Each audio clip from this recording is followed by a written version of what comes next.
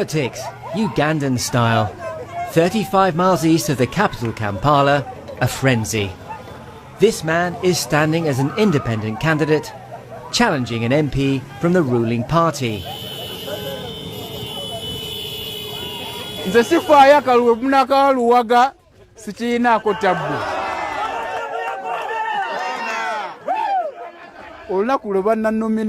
These are scenes Uganda's President Museveni wants to show the world. Free and fair elections in a country with a history of brutal dictators.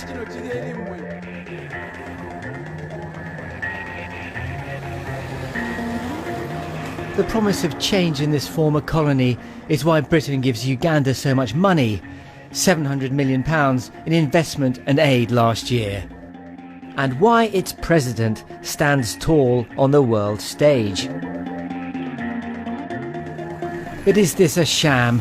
Newsnight understands President Museveni's government has been cementing his grip on power with the help of a secret surveillance programme, bugging the phones of his opponents, intercepting their emails, gathering information for blackmail.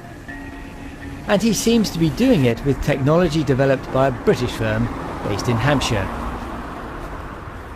Gamma Group International sells spy systems and surveillance kits to foreign governments. They're supposed to be used for legitimate counter-terrorism operations.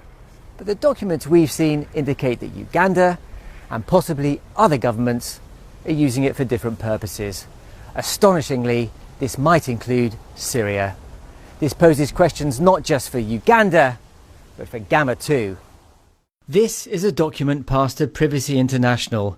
Marked top secret, it appears to have been prepared by an intelligence official for the president about Operation Funguo Macho, meaning open your eyes.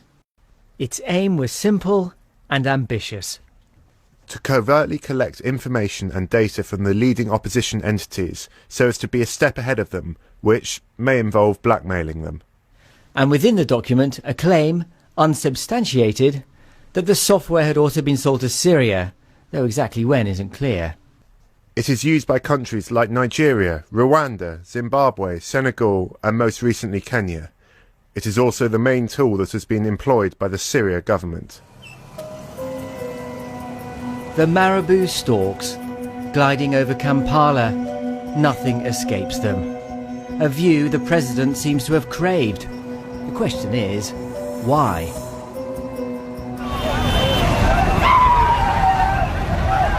Four years ago, the president was in trouble. He'd just been re-elected, but there were the seeds of an uprising. Opponents of his 26-year rule protested by walking to work together.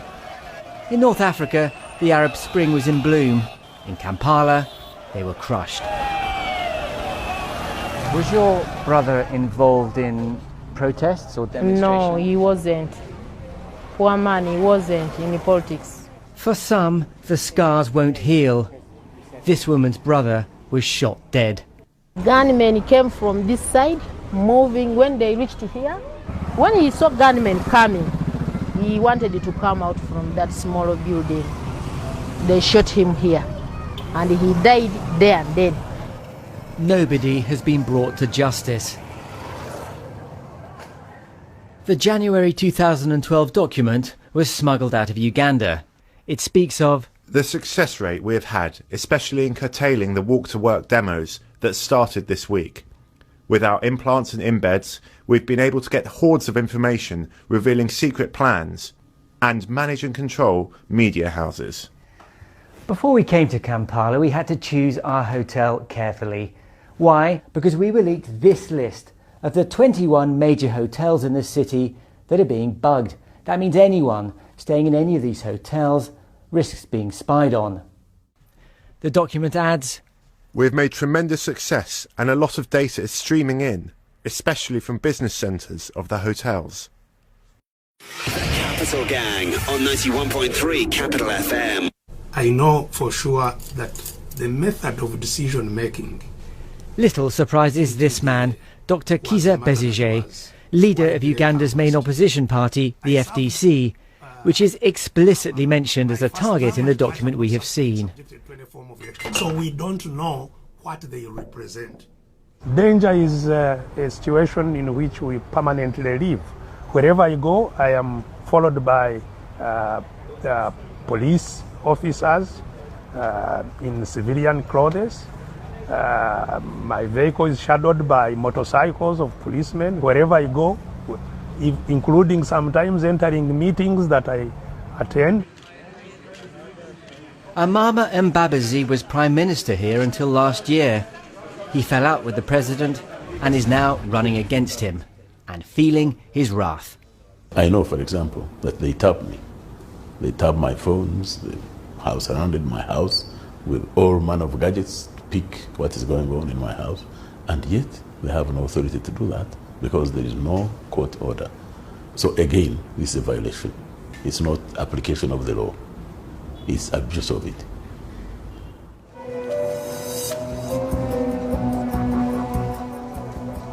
Uganda is months away from presidential elections.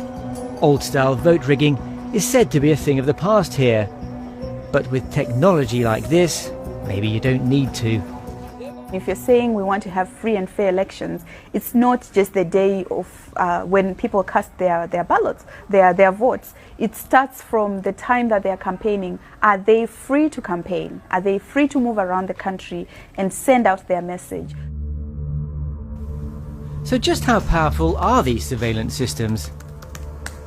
In order to initiate this process, I would send you... Richie Tynan from Privacy International demonstrated using technology similar to Gamma's. The first step in this process is that... He starts by sending me an enticing email. It says, last night's news night, with the link, what do you think? I click on it. Big mistake. It's already connected back to this machine over the internet, and I'm now sending down the malware. Richie starts logging every key I type. He can also view the screen and turn on my video camera and microphone without me realising. Of course, when you have to type in your password now goes to my machine. Pretty much know everything there is to know about you from the moment that you have installed this software in your machine. On the last day of our trip, we finally got our interview with a government spokesman. We asked him what was going on. I'm not aware of an order having been given or having been authorized to surveil anybody. So those who are making that allegation, the onus is on them to prove it, that they are being surveilled, that their phones are being tapped. When they tapped them, when did they do that? What did they tap? What did they cause? So it's them, the onus is those who allege to prove. Really, for me, I have no evidence that they are being surveilled. But let me just ask that question again then. Is there a spy program against these people? Not to my knowledge. Well, we think there might be. What for? To give President Museveni an advantage over his political opponents. If you spied on them, what value would that spy bring home to the government that the government doesn't know or doesn't have to their advantage? I don't see it. What? It allows the president to know what the plans of his political opponents are. And that's unfair in a democracy. But you see, that one is not done by state agents, right? 2 weeks ago, we also submitted a series of written questions to the Ugandan government to clarify details about Operation Fungua Macho. We still haven't had a response. However, in a letter to Privacy International, a Ugandan government spokesman denied the surveillance operation existed. These aren't just questions for the Ugandans. We asked Gamma about the apparent supply of its equipment to Kampala. We also asked them what protocols they had in place to make sure their systems aren't being used for oppression. There are international guidelines that demand a company does due diligence. The company, which sells the software through a German subsidiary, told us it could neither confirm or deny the sale to Uganda. Gamma undertakes an absolute obligation of confidentiality to the governments which purchase its products and systems. Gamma does not assist or encourage any government agency in the misuse of Gamma's products and systems.